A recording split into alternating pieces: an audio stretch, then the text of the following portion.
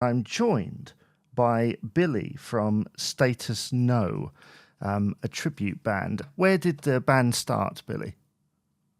Right. Hi, Jamie. We started, we're all based in the greater Glasgow area. We went through a couple of lineup changes, but we started in, I think, 2010 or 11. And it was just my mate Craig and I, who's still the Rossi character in the band. He and I were brought up together in the same area, and we played in bands since we were 15 and 16, and we kept playing through the club and wedding industry. And one day around about 2010, we in our local area, someone delivered a trade magazine through the letterbox, and lo and behold, amongst plumbers and gas fitters and gardeners, there was this advert for a Status Quo tribute band looking for a bass player, or a Rossi and a Lancaster, put it that way. So we thought, I fancy this. So it started in I'm going to say 2010, when we started rehearsing in February 2011 when we did the first gig. So I hope that answers your question. So it's been going, what's that, 14, 15 years maybe? You recently played at the QuoVention in Yeah. Wolverhampton. How did that come about? We know, because of geographically where we are, we know Jay Fitzpatrick very well, having played with him and seen him over the years.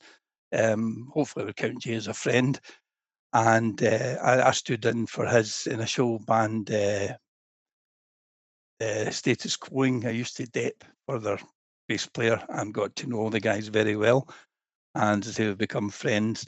So Jay, as you know, some of you may know, he has blossomed into a leading figure in the co-tribute scene.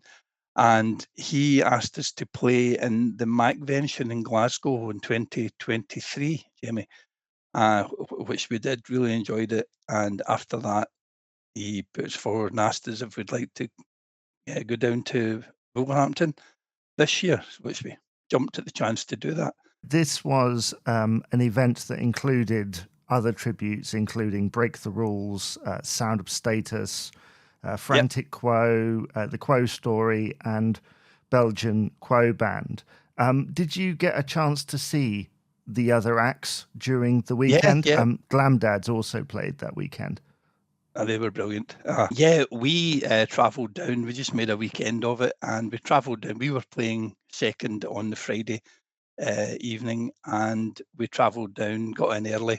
The venue was freezing, but it was a great venue, but it did warm up once the bodies arrived at night.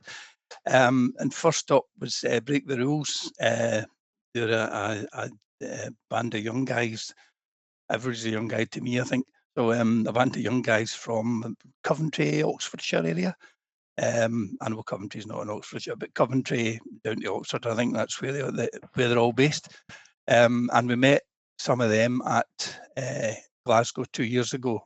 So just making that contact with them. And we did watch all the bands. Unfortunately, I missed the Belgian Quo Band because of horrible service in a restaurant. We met a friend for lunch, and the service was the slowest ever. So we unfortunately missed the Belgian Quo Band, but I've caught up with them on all the video clips, so I know what they did and I know how well they went down. But all the other bands we did stay and watch on both nights. So Friday night we were there as a band, as performers, and we did watch all the other bands. And then Saturday night we went along as audience members. So thoroughly enjoyed it. Yeah. How did you go about choosing your set list for that event? Julie Cooper and Ron Dunn, who did a great job of organising it. Julie was cracking the whip on the set, and she wanted to try and avoid repetition as far as she could. So she had seen us at QuoVention in Glasgow 2 years ago, and we included some, we felt, lesser known songs in it, which Julie liked. And we have a gag in the band that we play. We're quite happy to play some of the stuff that other bands don't like to play. So we chose our set based on, we had things like In the Army, um, which some people like, some people don't, but it went down really well when we got everybody singing. So we chose our set based on audience, the things that the audience say they don't like, but when you play them, the audience respond and the audience loves it. So, but Julie cracked the whip on that, and we were going back and forward to her to say, right, we'd like to do this. And he said, oh, you can't do that. There's another band playing that on the same night. Okay, we jig the set. What do you think of this? That's great, but can you drop such and such? You drop Big Fat Mama, someone else is doing it.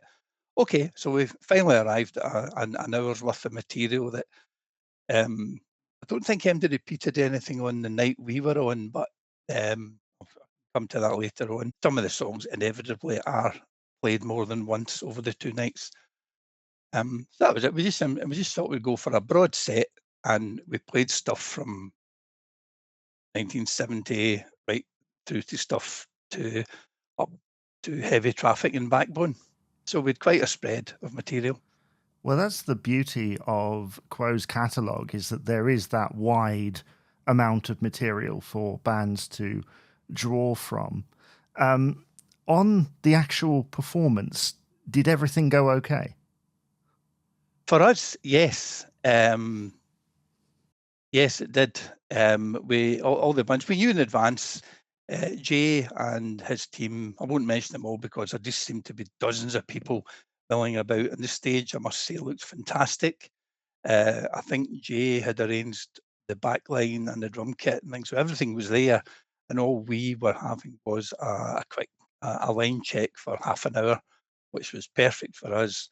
And then it was get changed, and after Break the Rules had finished, we got a quick 5-10 minutes to swap over, 20 minutes maybe, to swap over, and then we were introduced and did our hour. There was a horrible smell of burning while we were playing, and it turns out one of the amplifiers developed a fault on Jim, our perfect guitarist. So there was a lot of stern or quizzical looks and sniffing the air to see what was going on. I think one of the amplifiers overheated, so very quickly someone ran on, one of the pixies ran on stage and moved some leads and plugged Jim into another amplifier, and away we went. Just another day in the life of StatusNo, you know. Well, that's experience does that for you. It just lets you go, someone will fix it, we'll fix it, or someone fixes it. Everybody does their job, and it's kind of seamless. When you got the opportunity to see Break the Rules beforehand, does it make you more nervous? Are you able to be immersed in the experience, or are you kind of thinking about your own set at that point? Not at that set, because we're quite long in the tooth. Like a lot of the bands, all the bands looked really on top of, and you know, right on top of their sets. I didn't detect, when I was watching bands, I didn't detect any nerves. It was just a great performance from everyone, including the Glamdads, who were great. We tend not to get, we don't get nervous because we've done it so often that I don't think it matters whether you're playing in a tiny pub, which we are tomorrow, or whether you're playing in a largest venue. We've done it often enough. I don't think nerves is the answer. You want it to go well, and you, right, here we go. But as soon as you, the cliche, but as soon as you cross the line, you're ready to play. And if things go wrong, we even the real deal here, if anything goes wrong, there's just a collective oops from Francis and and the band, and they get on with it, and that's all you can do. But no, we don't get nervous. And the atmosphere backstage and out in the front when we met the other bands, no one looked at all nervous or worried. And then just when it came your chance to be in the spotlight, everyone did it brilliantly well. I didn't get the opportunity to go to this one, but I have seen clips online, and I know that Break the Rules played Daughter, a track from the early 70s, which I've seen is something of a highlight. Yeah, I've actually got that underlined here. Daughter was one of the ones that we wanted to play, but Julie had said, "Oh, you can't do that. Someone else is doing it." And I must say, Break the Rules were really good at it. really well played. It's a fantastic song, and the crowd love it. And then I noticed there Bloodhound. Now, I didn't know what Bloodhound was, and I had been talking with online with Lewis, who's a bass player from Break the Rules, and we swapped sets. We weren't supposed to do it, but we did, because it saves a lot of time rather than say, I want to do that, or you can't, and go through it line by line. I contacted Lewis, also contacted Joachim from Sound of Status, and we swapped sets, but we didn't, we had an understanding not to share it with anyone else. So that very quickly let us settle on what we would play without duplication. But I noticed this song Bloodhound, and I had asked Lewis about it, and he told me what it was. It was an old cover version he did from, was it 68 or something? Yeah. So it was brilliant. I think it was a masterstroke for them to include it. Yeah, I really enjoyed it, and judging, just watching the audience, it went down really well. I just thought it was a masterstroke in Break the Rules part. I mean, there are a number of tribute bands coming out at the moment where it's sort of what you might call the younger generation. I mean, as Indeed, a Quo fan yourself, does that make you feel good? Makes me feel old. Yeah, but well, it does. It does, because all of us have come through that. Okay, we were all guys in our 40s when we started. That's a lie. I was nearly 50 when our Quo Band started. But there is another young band in the Glasgow area, which we heard about a couple of weeks ago, and I've been in touch with them, and they make their live debut tonight. So good luck to them. They're all young guys still at music college. So I think they must be in their early 20s. I think it's great because Quo apparently have stopped touring. There was always a feeling that because Quo toured so frequently, it could have made it difficult for tribute bands, because why would people go and see tribute bands often while the real Quo were out there still trading the boards? Yeah. But now that seems to have dropped off, if it's to be believed, which I think it is. That's my opinion on it, sadly. But now that that maybe opens up for tribute bands, and the more the merrier. Well, I don't know about the more the merrier. I must be true. No, I don't know the more the merrier. But there's plenty of room for tribute bands all over the UK and out into Europe. Well, let's talk about another one which played after you, Sound of Status, Sweden, with yeah. Joachim. Yeah. What, had you seen them before? No, never. No, I hadn't seen them before. But I was aware of them because they came with a great pedigree. Yeah, so I hadn't seen them, but again, I just contacted Joachim about his set, and it was a very short, 2-text conversation. But if he can come across well, he did. But the band were really pleasant. We didn't get a chance to socialise with them, but nods and handshakes and things went on, and again, they had a great set. I think Julie and Ron, the organisers, when they put the running order together, I think they did it excellently well in having different bands. It wasn't 3 bands all wearing denim waistcoats. Everybody was different in their appearance and their approach to it. But Sound of Status, yeah, they were excellent. I think they did a couple of their own. Yes. What I can gather, yeah, I've got all the set lists in front of me, and they did some of the real big hitters and really favourite album tracks. And then they had Jeff Rich on for, what's it, 5 songs, I think. I can remember on the night, but I stood at the side of the stage. Maybe you're coming on to that, I don't know. I stood at the side of the stage for one song with Jeff, and I was quite amazed. I'm used to playing with good drummers, powerful drummers, but when you see a pro doing it, just the power and the technique I just found it quite fascinating. Yeah. When Jeff is playing there, do you notice the energy in the room kind of go up, or was it just up constantly? I think because he was he the first guest star of the weekend. Yeah. The energy in the room for all the bands was brilliant. It was really, really good. I was from backstage and from the side of the stage to, at one point I was down the front, and then another time that there was that kind of gap between the mixing desk at the back of the venue out to the stage. No matter where, there was a real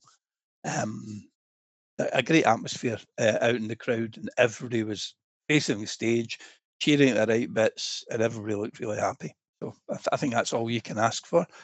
I was looking at back to the Jeff Rich, a little comment. My wife Patricia was running our merch table, and it was away down at the corner, so she couldn't actually see the stage. But I had made the comment. I said, I went to see, stood there when Jeff Rich was playing, and I said, you can see the power when he plays. And all she said was, I heard it. So from being in the corner of the venue, tucked round at the side of the stage, but you can't see it, she says, I heard a difference. So yeah, he's a powerful drummer. I mean, for Sound of Status, they were due to appear at the fan club convention back in 2022. And for one reason or another, that didn't happen. So I can imagine there were a lot of people in the room of which had been there in 22 expecting it, and now finally getting their taste of Sound of Status. Was there a track in their set that kind of stood out to you as surprising? Not as surprising. It's just they ran the whole gamut of years and albums very, very quickly for listeners. Shady Lady, Can't Be Done, Gonna Teach You to Love Me. I think that was a bit of an unusual choice, but it all goes down really well. Left Home, possibly one of their own. Long Legged Linda, not a favourite of mine when the Quo play on the album, but yeah, and Rockers Rolling's great. Big Fat Mama is a classic. No one can go wrong with Big Fat Mama if you deliver it at all well. Now, I've got here Unspoken Words. I don't actually remember them doing Unspoken Words, so I might have been, they either didn't play it or stand to be corrected, or for some reason I didn't pick up that they were playing it. I don't know what happened there, but I just thought their set was, and then they finished with Caroline and Bye Bye Johnny again with Jeff Rich on drums. The ones they did with Jeff were The Way It Goes, Whatever You Want, Paper Plane, Caroline and Bye Bye Johnny. So 5 big songs. But yeah, and I think people were, from what I can see, looking forward to seeing Sound of Status. Yeah, and they delivered. Yeah. So the next day on the Saturday, obviously it's the day after your gig. Yes. Bands normally, I guess, would leave at that point. Did you stay on? We stayed on. Well, 3 of us stayed on. 2 of the guys had to go back, but 3 of the 5 of us stayed on. And I say, unfortunately, no point in trying to hide this, I missed the Belgian Quo Band because of sloppy restaurant service. But I've caught up on video, and they appeared to be really good. They had Leon Cave playing for a few songs, I think maybe 3 songs with them. Again, I've seen the videos of there. Fortunately, I did see Leon with Reiner's Revenge in Glasgow a couple of months back, so I got a good close view of his technique then. So they did a good set, including I won't go through the whole thing, but they did Matchstick Men, Little Lady, kind of classic-y songs, Softer Ride, Blue Eyed Lady, Big Fat Mama, and Juniors. They also did In the Army Now. We had played it on Friday night. They played it on the Saturday. Whatever You Want, and Down Down. So a mixture of years in there as well. Yes, yeah. And then, yeah. Sorry, carry on. No, I was just, the next one was I've got the mighty Glamdads. I did see Glamdads. I thought they were fantastic. They're really well played. And they had Alan Crook on it, Mm-hmm. who is a lead singer, who also made an appearance later on with Frantic Quo from Germany, on Blue Eyed Lady. So that was nice to see him being brought out. I've been brought out, been invited out to sing that. That was good. Maybe edit that bit out. It had been brought out, but asked out to play it. Yeah. Yes. Glamdads have played previously at other Quo-related events, Yeah. led by Alan Crook, as you say, who Mhm. co-wrote Any Way You Like It from the Quid Pro Quo album. Yeah, and I knew he'd written one of the songs. I couldn't remember, and I didn't have time to run through and find what it was. Yeah, but I know, and I know he had written one of the songs with them. Yeah. Yeah. Did Glamdads provide something of a respite because they did play different material? Yeah. Absolutely, Jamie. Yeah, and I felt that they were on at the right place. We had the Belgian Quo Band, and then Glamdads, who had just started when we get into the venue. So one of my favourite glam hits from the 70s is "Tell Him" by Hello, and that's what I managed to catch that, and then the rest of their set. And they did a whole. I didn't write down what they played, but I know them all. I think they went from T-Rex, Alvin Stardust, Jeff Beck, all the 70s glam guitar classics, and they dressed the part so that they were dressed in sparkles and satin and colours. I just thought, and they were all excellent players. I have to say that. I really enjoyed them, and they did, as you say, they bring a total change of pace to that, to what the audience was watching. Yeah, so I highly recommend it. If they're near you, you go and see them. They're good. Yeah. Well, following Glamdads were, as you say, Frantic Quo. What did you make of it? I thought they were great. I liked the fact that I didn't get a chance to speak to them. I tried to speak. I speak a smattering of German, but it's so noisy. When you try, you think this isn't working. It's just so noisy. But they were another band who had. It looked as though they had a couple of older guys, drummer and bass player, and then a couple of young guys doing the guitar parts. And there was a lot of energy from the whole band. Their set was great, and it was really well delivered. They moved well on stage, and the bass player made an effort. He did a little tip of the hat to Nuff with his the way he was dressed, the leather jacket and the Mustang bass, and they were really good. So we made an effort to look the part. Not all the bands tried to look the part. Look like a tribute band, if you know what I mean, by dressing like Quo. But they did Juniors, Roll Over Lay Down, Caroline, Rain, Hold You Back, Little Lady, Don't Waste My Time, Is There a Better Way, which is a monster, in my opinion. Blue Eyed Lady, that was the one Alan sang with them.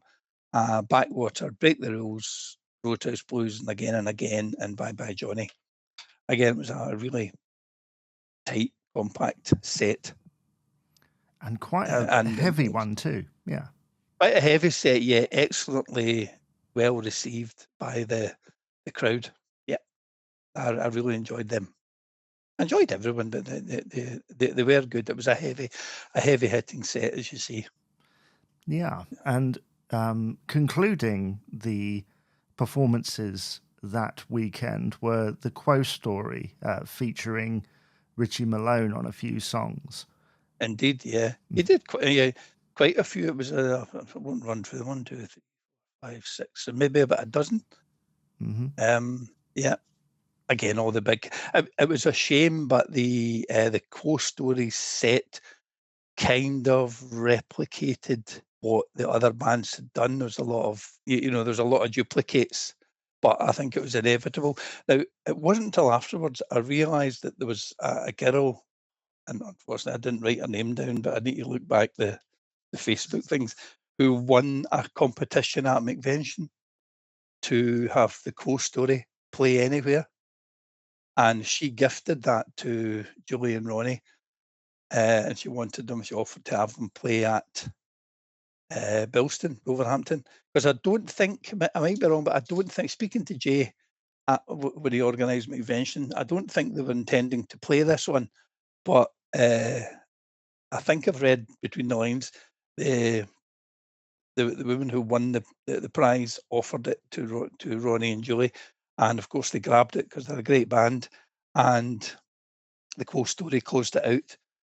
and were really, really well received, especially bringing Richie alone onto the stage, and an appearance from Tommy, Rick Parfitt's, one of Rick Parfitt's sons, and he played on Rockin' Over the World to finish with, which was a big, I think everybody and their granny, as they say, was on the stage at that point, and it was a fantastic way to close out the event. So what is your kind of overriding memories of the weekend? How, this might sound twee, I don't mean it to be, how happy and up the atmosphere was, really upbeat. Either people met people from other countries that they had met before.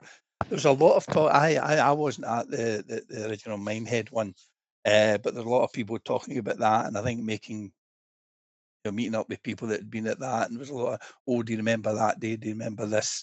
The venue itself I thought was great once they turned the heating on, which came on about 5 o'clock on Friday.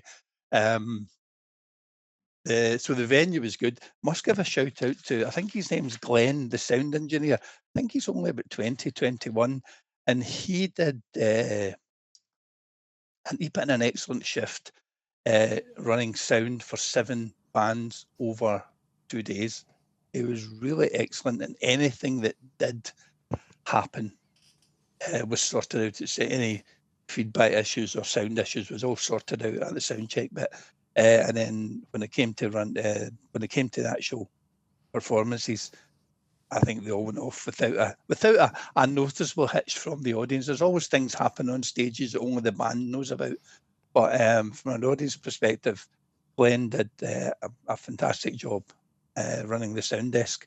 I think he needs a shout out. The organisers were really good. They had asked us only to sell merch on the nights that we were playing, which I thought was really fair, and it gave everyone a chance to sell any, mostly T-shirts, I think, that they had, and then you didn't do it the night you weren't playing. So I think that went well, and the venue was really, I liked the venue, and I really did. I would go back to it. Great to play it again, but I was surprised at how many people came from all over, made the effort to come, get to the Midlands. It wasn't the easiest place to find accommodation. The accommodation was quite sparse, rather quite spread out round about the venue, and people had taxi journeys in, but they all made it. And one of the guys in our band isn't a Quo head, as we like to call everybody, but he really enjoyed it. He's Jamie, the keyboard player. He's been with us for 2 years. He's actually a prog rock fan, but we've turned him into a Quo head, and he really enjoyed it. Enjoyed the atmosphere. Anyone I spoke to, met some friends down from Scotland. A lot of Scots made the journey down, and met a lot of new friends. So it was a great experience. It was different to the Glasgow one 2 years ago, but still had that same excellent atmosphere. I suppose it was different in the fact that it was a totally different venue, but it was the same guys that provided the back line. So you're in good professional hands. Yeah, I thoroughly enjoyed it. My wife's not the world's biggest Quo fan. When I'm learning stuff and listening to things before a bigger gig, are you listening to Quo again? I said, yes, I'm afraid I am. But just really enjoyed it, enjoyed the experience, enjoyed all the bands.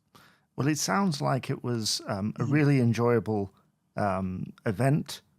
And yes. Just thinking about your keyboard player, that's kind of unusual in a lot of Quo tribute bands who I think kind of favour the straightforward guitar sound. Yes. How does that change the dynamic?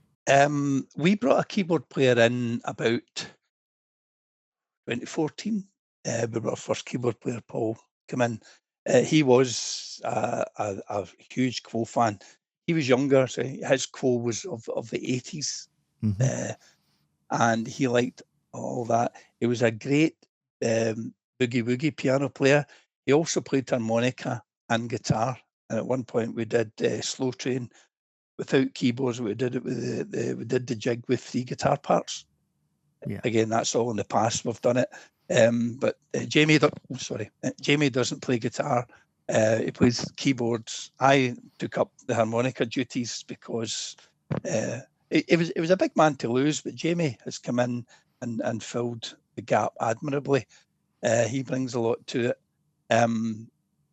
He learned the songs. He knows the Quo songs, and he knew the Quo songs that you would hear on the radio, on rotation on radio.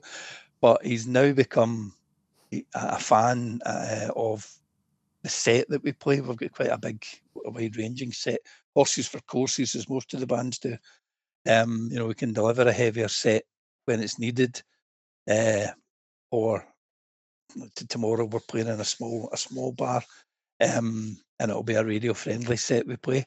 When we brought a keyboard player in originally all those years ago, there was a bit of, we don't want any of that plinky plonk piano, and I just used to say, have you ever listened to a Status Quo record? Have you ever heard a Quo album? There's pianos and keyboards all over them. Mm-hmm. And I know we've got the big re-release of the live album coming out, which I was there. I've still got my original I was there sticker. So when you hear, is there a better way? What I always liked about that was, in the background of that, there's lots of organ, very low in the mix. Mm-hmm. And I remember hearing it live, and it really filled out that middle bit where there's a solo or an instrumental without screaming Rossi guitar. You know what I mean? In that one, there's this, it's that big instrumental piece, and is there a better way? And the keyboards just add a layer to it. So we were always receptive to having a keyboard player in, and even if you listen to Dog of Two Head, there's keyboards, there's pianos all over it. Well, indeed. I mean, early incarnations of the band, had Roy Lyons, obviously. Indeed, yeah. So that was, we just say, we would always just laugh and say, have you ever heard a Quo record? But it was accepted eventually by the people that came to the tribute bands, and he was a nice guy. And when he decided that he was going to retire from StatusNo, first thought was, I wonder how we'll get. And there's a couple of, I won't say what I was going to say about someone that phoned us, and then I got a call from this chap who turned out to be Jamie, and he came along to see us and liked what he saw, and we got him along to rehearsal, and that was his audition, and he joined the band, and he's learned all the songs. Good musicians can pick up anything really that you throw at them, and the main thing is he's a really nice guy, easy to be in a band with. There's more to being in a band than being a great player, which he is, but there's more to being in a band than being a great player. You need to get on with people, don't you? But it changes the dynamic because there's always keyboards. Even some of the rocky songs, he can play quietly. Sometimes he doesn't play much, and other times he really plays. He's added, funnily enough, another dimension to Big Fat Mama when we play it. Right. Because he's a prog rocker, the bit do do do do do do do do. When he does, although he plays it in tune, unlike my singing there. He just adds a bit to that, and we just have a broad smile on our face when we play that section. Yeah, so the dynamic's good, and you're then a 5-piece, so you get a big enough sound to fill anywhere. Indeed. Well, we'll bring this to a close, but before I leave you to get on with your day, I need to ask you about attending the recording of the live album. Which night was it, and what are your memories of it? I have no idea which night it was at, so I'm not one of these that can go. I've got all my tickets on a. I need to go and see which night it was. I don't know. The guy who started the band, Davey, who started StatusNo, tells me he was all 3 nights. But I don't know which night it was at. But I just remember it was a typical Quo Glasgow Apollo Quo gig of the 70s. The fans were mad. So I suppose they were the same everywhere they went. But the fans in Apollo, it was just it's fantastic atmosphere. I remember, I don't know where I was. I was in the stalls between the front and the halfway mark, so it was a fantastic view. And the Quo, they were just, and to a teenage boy, they were just gods. Even though we now know that they had human foibles like everyone else, but they were just, when you saw them in front of your face, they were just gods, Jamie. Yeah. And great players, fantastic live. And that's all I really remember about the album. And then when the album came out, buying it and playing it till it wore thin, fantastic, yeah. But there was someone I knew, a girl, at the time at school. We'll listen to, you know, the Roadhouse Blues, and it comes to the bit and it goes da-da, da-da, da-da, da-da.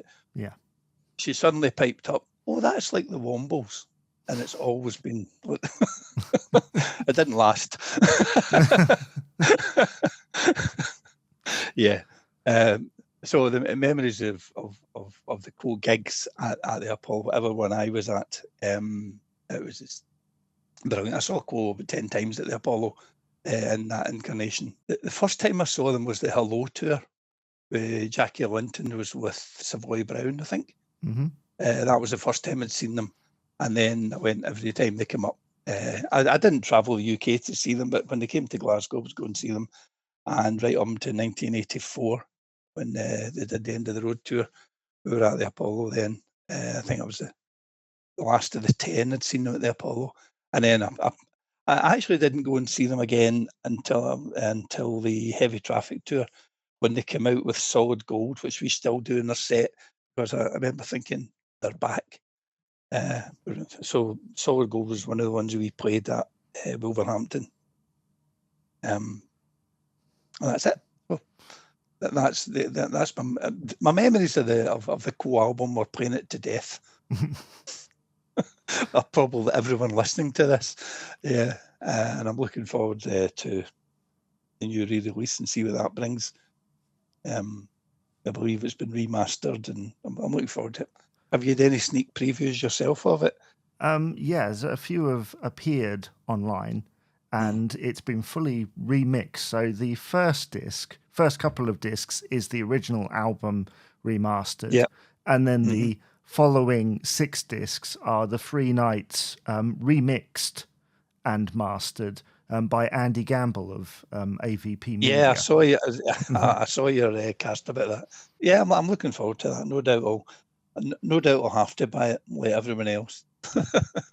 Yeah, I'll look forward to that.